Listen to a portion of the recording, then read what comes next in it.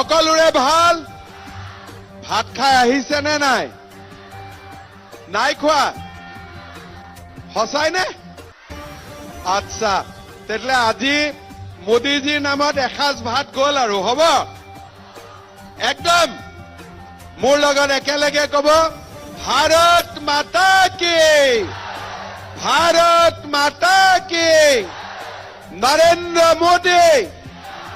নৰেন্দ্ৰ মোদী মই আপোনালোকক অনুৰোধ কৰিম নাচাৰ আগলৈকে বহি থাকক তেতিয়া নহলে পিছৰ বিলাকে দেখা নাপাব আগৰ নাচাৰ সময় থিয় হৈ যাব হ'ব আজিৰ সভাত আমাৰ মাজত উপস্থিত গহপুৰ সমষ্টিৰ বিধায়ক উৎপল বৰা ডাঙৰীয়া চতিয়া সমষ্টিৰ বিধায়ক পদ্ম হাজৰিকা ডাঙৰীয়া বিশ্বনাথ সমষ্টিৰ বিধায়ক প্ৰমোদ বৰঠাকুৰ ডাঙৰীয়া দিগন্ত ঘাটুৱাৰ ডাঙৰীয়া পৰেশ বৰকাকতি ডাঙৰীয়া অতুল বৰা ডাঙৰীয়া অমৰজ্যোতি বৰঠাকুৰ ডাঙৰীয়া পংকজ বৰা ডাঙৰীয়া প্ৰফুল্ল বৰা ডাঙৰীয়া শশাংকৰ বৰদেউৰী ডাঙৰীয়া কীৰ্তি বৰুৱা ৰমেন ভূঞা নিৰণ হাজৰিকা অনন্ত বৰা মনজিৎ পাটগিৰি কুলকমল বৰুৱা ডাঙৰীয়া নুমল বৰুৱা ডাঙৰীয়া ৰঞ্জন গগৈ ডাঙৰীয়া উপস্থিত ৰাইজ আই মাতৃসকল আৰু যুৱক যুৱতী বন্ধু বান্ধৱীসকল গহপুৰৰ এই মঞ্চ আমি ভাৰতবৰ্ষৰ গৃহমন্ত্ৰী অমিত শ্বাহ ডাঙৰীয়াক আদৰিবৰ কাৰণে সজাই তুলিছিলো কিন্তু পশ্চিমবংগ আৰু বিহাৰত বিশেষ ব্যস্ততাৰ কাৰণে তেখেত আহিব নোৱাৰিলে তেখেতে মোক কৈ পঠাইছে যে খুব সোনকালেই তেওঁ গহপুৰলৈ আহিব আৰু আপোনালোকক তেওঁৰ নমস্কাৰ জনাব শ্ৰদ্ধাৰ ৰাইজ নিৰ্বাচন আহি আছে নিৰ্বাচনৰ আগতে আমাৰ বাপতি সাহোন বহাগ বিহু ডক্টৰ ভূপেন হাজৰিকাই কৈছিল বহাগ মাথো এটি ঋতু নহয় অসমীয়া জনজীৱনৰ ই আয়ুষ ৰেখা সঁচাকৈয়ে বহাগ আমাৰ বাবে এটি মাহ নহয় এটি ঋতু নহয় ই অসমীয়া জনজীৱনৰ ই সাহ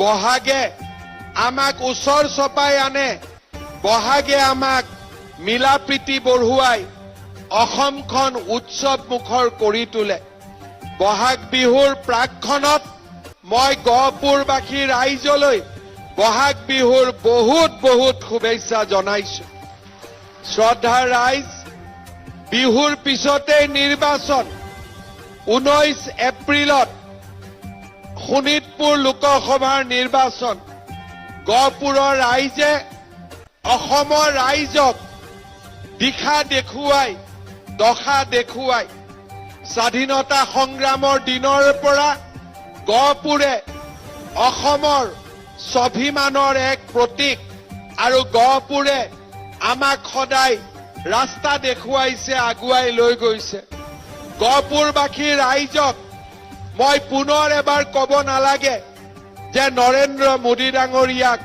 আমি কিয় ভোট দিব লাগে নৰেন্দ্ৰ মোদী ডাঙৰীয়া আজি ভাৰতবৰ্ষৰ স্বাভিমানৰ প্ৰতীক সমগ্ৰ বিশ্বত ভাৰতক প্ৰতিষ্ঠা কৰা আৰু ভাৰতক বিশ্বগুৰু বনোৱাৰ দুৰ্বাৰ সংকল্পৰে আজি নৰেন্দ্ৰ মোদী ডাঙৰীয়া আগুৱাই গৈছে 100 কোটিতকৈও অধিক ভাৰতৰ লোকৰ আশীৰ্বাদে তেখেতক সাহস দিছে প্ৰেৰণা দিছে ভগৱান শ্ৰীৰামৰ প্ৰাণ প্ৰতিষ্ঠা হোৱাৰে পৰা আজিলৈকে ভাৰতবৰ্ষত মোদীজীক লৈ মানুহৰ মনত নতুন বিশ্বাস নতুন উৎসাহ অমৃতকালৰ সপোন ভাৰতবৰ্ষত বিশ্বগুৰু বনোৱাৰ সপোন আৰু আমি আমাৰ বুকুত লুকাই আছে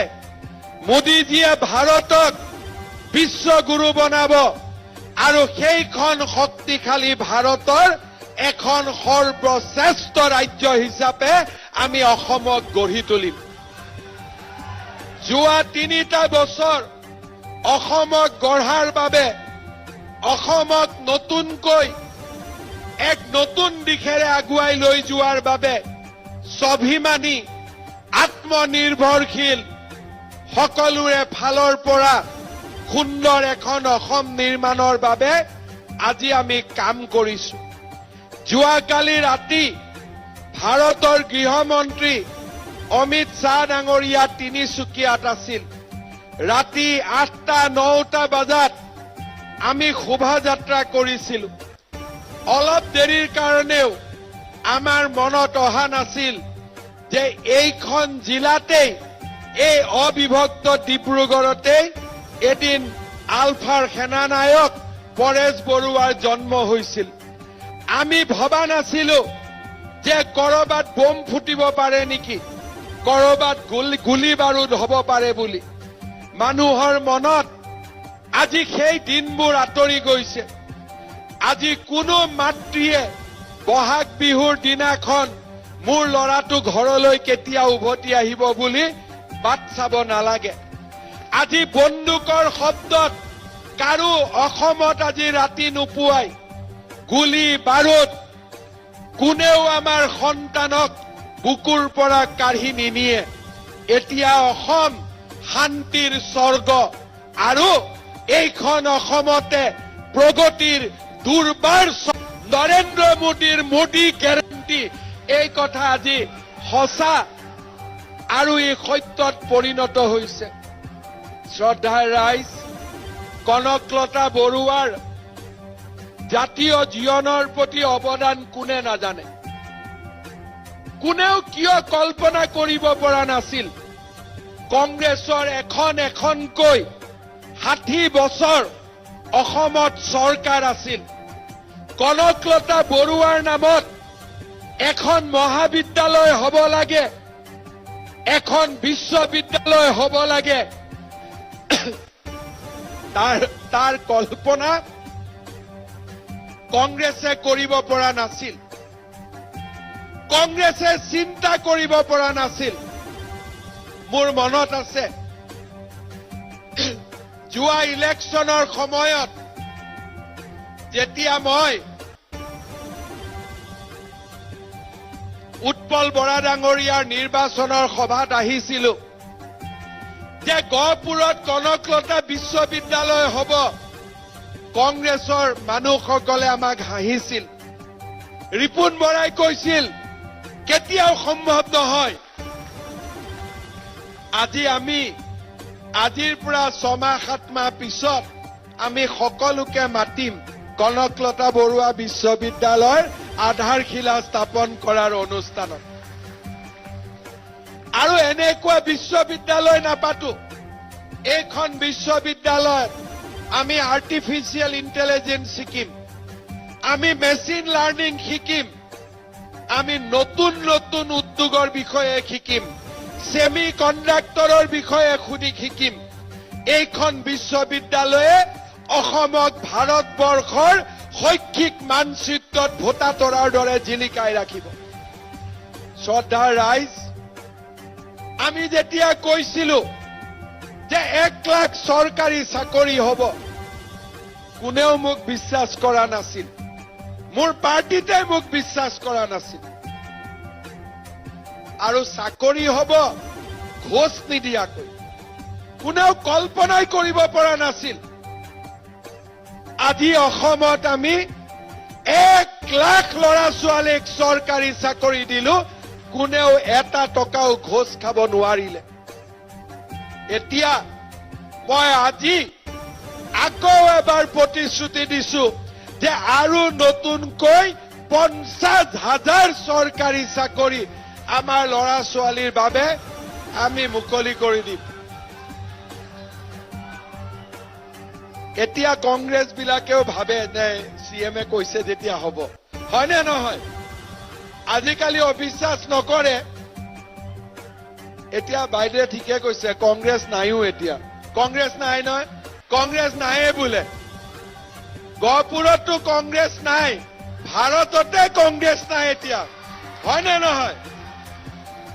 ৰিপুণ দাও কিবা এটা নতুন পাৰ্টিত গুচি গ'ল কি তৃণমূল নে কি কয় কি পাৰ্টি এইটো তৃণমূল ক'ত আছে মূলটো তেওঁলোকে জানে আৰু শ্ৰদ্ধা ৰাইজ আমি যেতিয়া কৈছিলো যে আমি অৰুণোদয় আঁচনি দিম মাহৰ 10 তাৰিখে বেংক একাউণ্টত 1250 টকা সোমাব তেতিয়া কংগ্ৰেছে কি কৈছিল এইবোৰ ফাঁকি আঁচনি এইবোৰ নহব আজি মানুহে মোক কি কয় যে ছাৰ আমাক অৰুণোদয় দিয়ক তাৰমানে অৰুণোদয় আছে এই কথাটো আজি প্ৰমাণ হল হয় নে নহয় এতিয়া মোক কয় গহপুৰত কোনে কোনে অৰুণোদয় পোৱা নাই কোনে কোনে পোৱা নাই